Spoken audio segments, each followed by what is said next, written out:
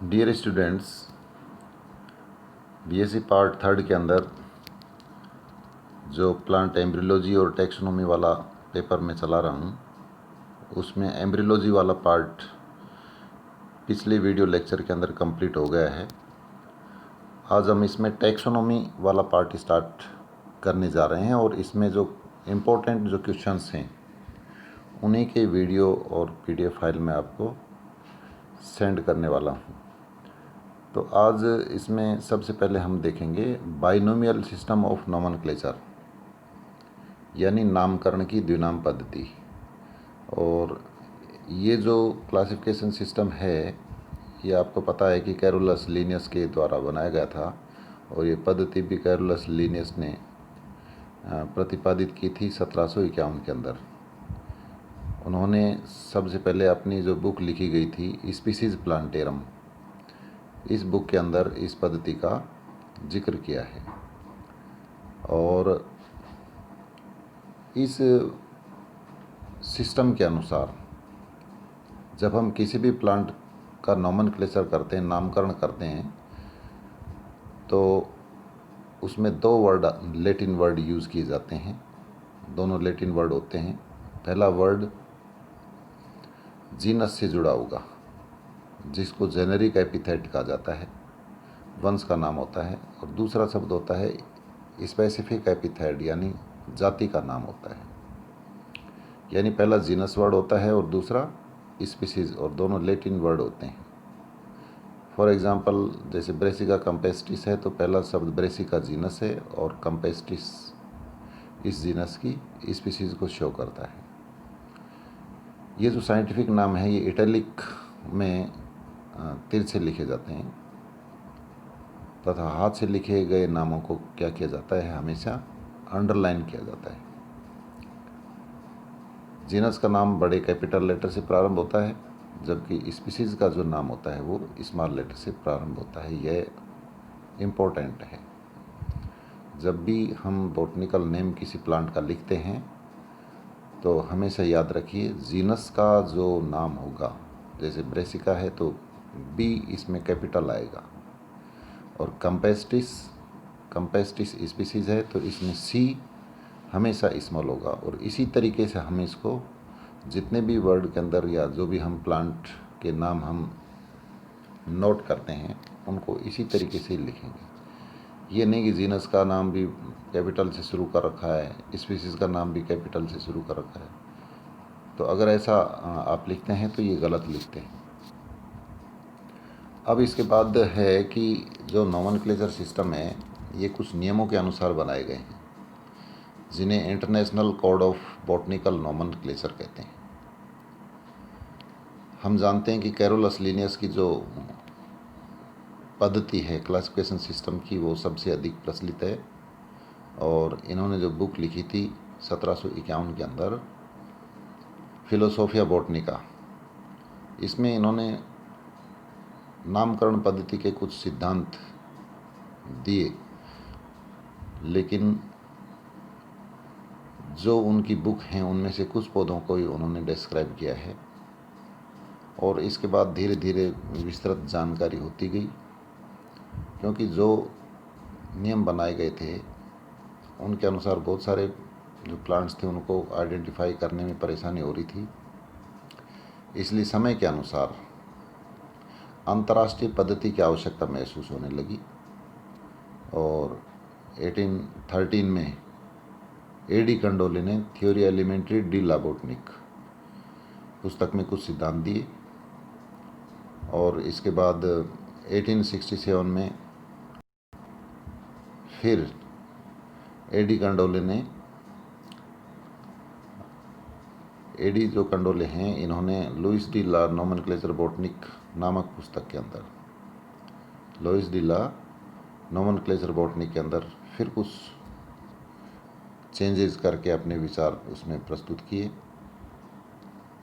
और ये नियम डी कंडोले के नियम या पेरिस की 1867 की संहिता के नियम कहलाते हैं, और समय समय पर इनके अंदर संशोधन होते रहते हैं।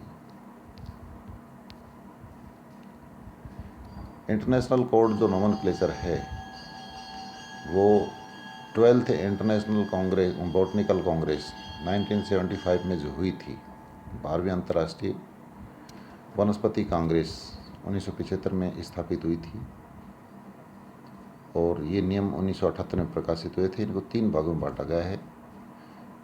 पहला है प्रिंसिपल, दूसरा है नियम यानी रूल, और तीसरा है सुझाव रिकमेंडेशंस, यानी प्रिंसिपल्स, रूल्स और रिकमेंडेशंस।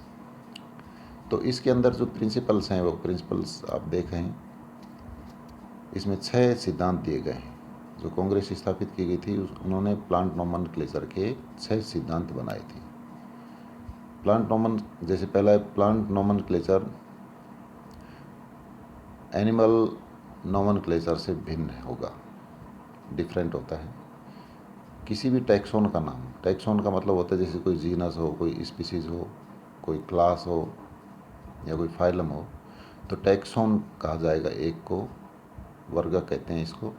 टैक्सोन का नोमेनक्लेचर, इसका जो नाम है वो नोमेनक्लेचर टाइप से निर्धारित किया जाता है, उसका प्रारूप देखा जाता है। टैक्सोन का नोमेनक्लेचर उनके प्रकाशन की प्राथमिकता पर भी आधारित है कि उसका पब्लिकेशन कब हुआ है। और कुछ अपवादों को अगर छोड़ दिया जाए तो प्रत्येक टैक्सोन का नियमों के आधार पर सबसे पहले दिया जाने वाला नाम ही शुद्ध नाम माना जाता है। टैक्सोन का साइंटिफिक नाम जो होता है उनके डेरिवेशन को ध्यान में रखते हुए, यानी किससे निकला है, लैटिन वर्ड होता है। और कुछ एक्सेप्शंस को छोड़ करके नोमेनक्लेचर के जो नियम हैं वो रिट्रोएक्टिव यानी पूर्वव्यापी होते हैं। ये 6 सिद्धांत बनाए गए हैं जो international code of botanical nomenclature के प्रिंसिपल्स के अंदर हम पढ़ते हैं। इसके बाद इसमें नियम बनाए गए हैं, रूल्स, और नोमेनक्लेचर से रिलेटेड ये रूल्स कंप्लीटली उनको एक्सप्लेन कर पाते हैं। कोई भी नाम जो नियमों के प्रतिकूल हो मान्य नहीं होता है। तो कुछ मुख्य जो नियम हैं वो दिए गए हैं। जैसे पहला है रैंक ऑफ टैक्सा, यानी वर्गों की कोटि। कोड के आधार पर किसी भी जो रैंक का क्लासिफिकेशन है वो क्या कहलाता है, टैक्सोन कहलाता है। जैसे division, class, order, family, genus, species, variety, सब वैरायटी, ये सब क्या हैं, सबको टैक्सोन कहते हैं, लेकिन एक को क्या कहेंगे, टैक्सोन कहेंगे। स्पीसीज जो जाति की जो बेसिक इकाई होती है, और genus, family, order, class, division, plant kingdom, ये उच्चतर श्रेणी आती हैं। तो सबसे निचले स्तर पर क्या है, स्पीसीज है, जाति है। तो रैंक बना दी गए हैं, यानी सबसे ऊपर प्लांट किंगडम आएगा, फिर डिवीज़न, फिर क्लास, फिर ऑर्डर, फिर फैमिली, फिर जीनस और फिर स्पीसीज। तो वर्गों की कोटि बना दी गई है।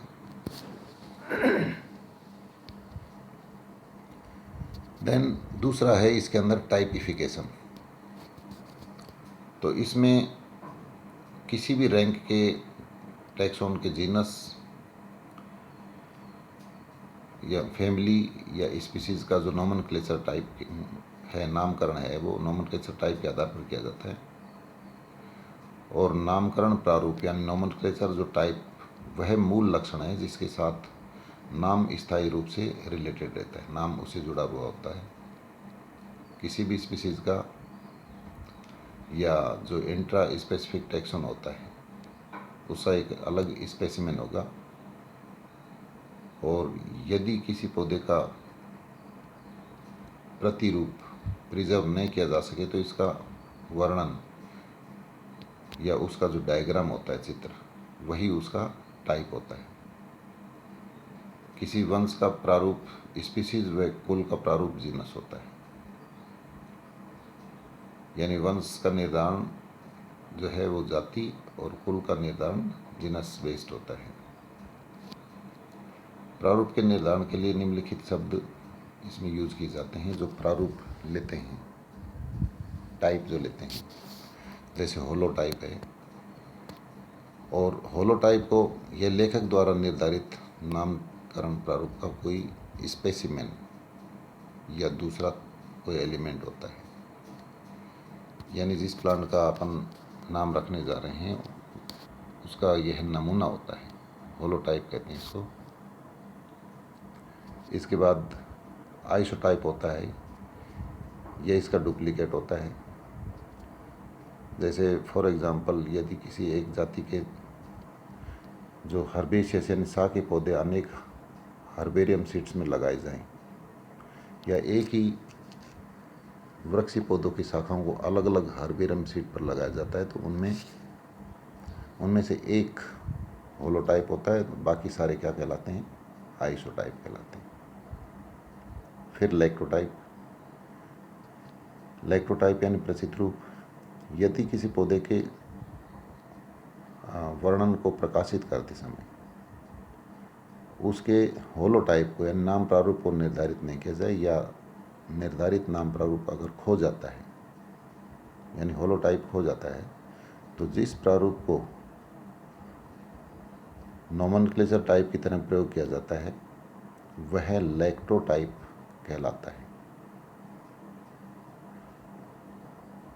इसके बाद सिन टाइप,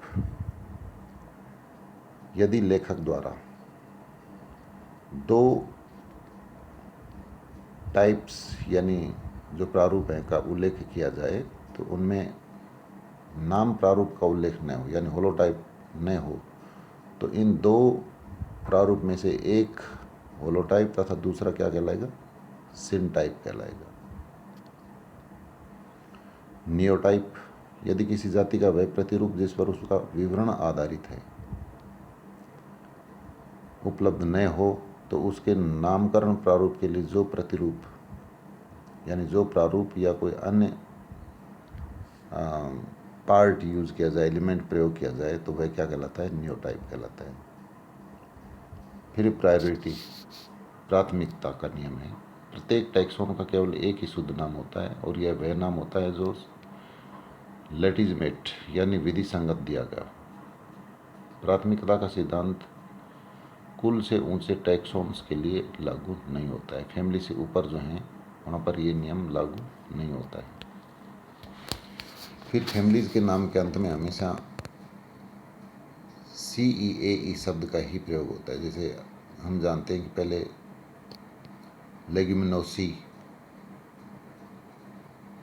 बहुत सारे ऐसे नाम थे जो अपन नीचे पढ़ रहे हैं इसके अंदर, तो इन सब को चेंज कर दिया गया है, और नाम के अंत में हमेशा क्या आएगा?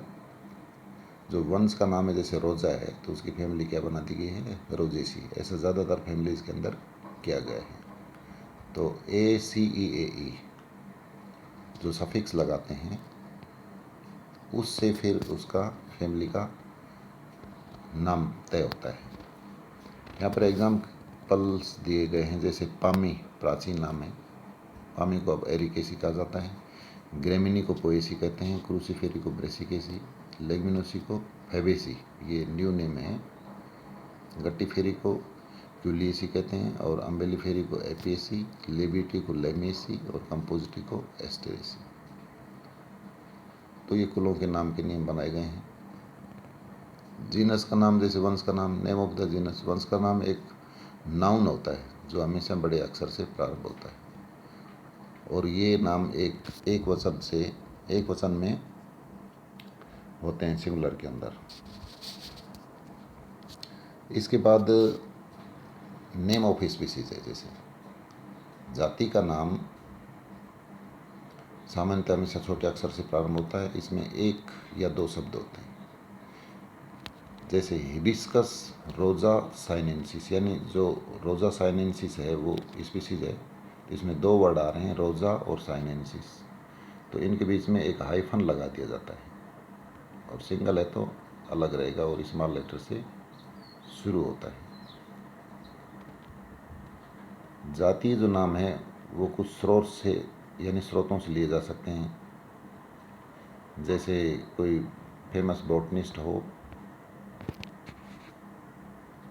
जैसे कैरिक्स डेविसाई का नाम डेविस, बर्बेरिस थुन्सबराई का नाम थुन्सबर्ग के नाम पर रखा गया है।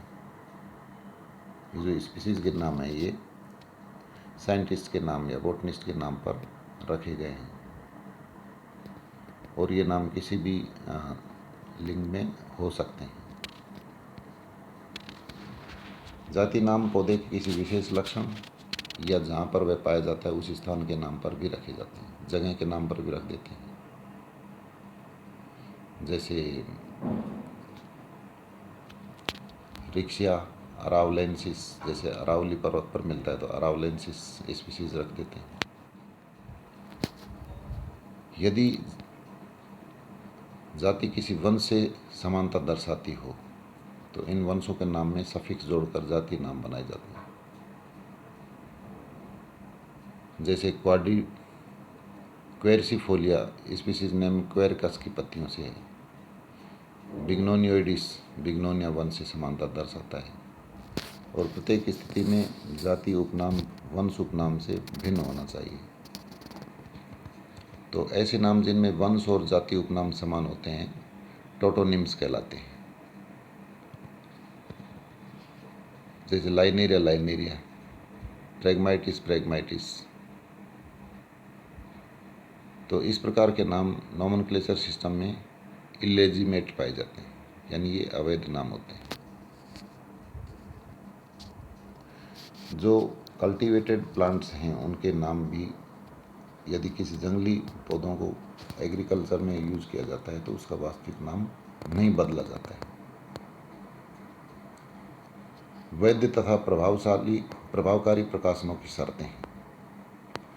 नोमेनक्लेचर के कोड के अनुसार कोई भी नया नाम संबंधी प्रकाशन तभी प्रभावशाली माना जाता है जब उसमें संबंध में प्रिंटेड मैटर हो या सार्वजनिक रूप से या कम से कम 10 बॉटनिकल इंस्टीट्यूशंस की लाइब्रेरी में डिस्ट्रीब्यूट नहीं कर दिया गया। तो इस प्रकाशन की प्रभावी तिथि वही होती है जब इसके संबंध में मुद्रित सामग्री यानी प्रिंटेड मटेरियल उपलब्ध करवा दिया जाता है। टैक्सोन के नामों के प्रकाशन के संबंध में भी कुछ महत्वपूर्ण नियम बनाए गए हैं। जैसे पब्लिकेशन तभी प्रभावकारी होगा जब उसका वितरण उपरोक्त आधार पर कर दिया गया और इस पब्लिकेशन के साथ कंप्लीट डिस्क्रिप्शन या इससे पहले प्रकाशित प्रभावशाली विवरण का संदर्भ दिया जाना चाहिए। इसके साथ पौधे का लैटिन भाषा में विवरण या पूर्व रेफरेंस दिया होना चाहिए। 1 जनवरी 58 या इसके बाद प्रकाशित किसी फैमिली या उसके नीचे की श्रेणी के टैक्सोन के साथ उसका नोमेनक्लेचर प्रारूप नामकरण प्रारूप भी दिया जाना चाहिए। तो ये इसके रूल्स थे ICBN के, international code of botanical nomenclature के। फिर कुछ रिकमेंडेशन दिए हैं। इसके रिकमेंडेशन के अंदर नियमों के उपयोगों की व्याख्या की गई है। नियम जो हैं उनके उपयोग किस प्रकार से किए जाते हैं और इन रिकमेंडेशंस का जो उद्देश्य है वो भविष्य में नोमेनक्लेचर में एक रूपता और स्पष्टता सुनिश्चित करने के लिए है। एक रूपता तथा सुनिश्चितता यूनिफॉर्मिटी एंड क्लियरिटी इसको लाने के लिए सुझाव दिए गए। तो ये ICBN के ऊपर आपके पास वीडियो लेक्चर है। इसकी PDF फाइल भी मैं आपको भेज देता हूँ। इसमें से कई बार ICBN के ऊपर शॉर्ट नोट्स के अंदर क्वेश्चन पूछा जाता है। Thank you.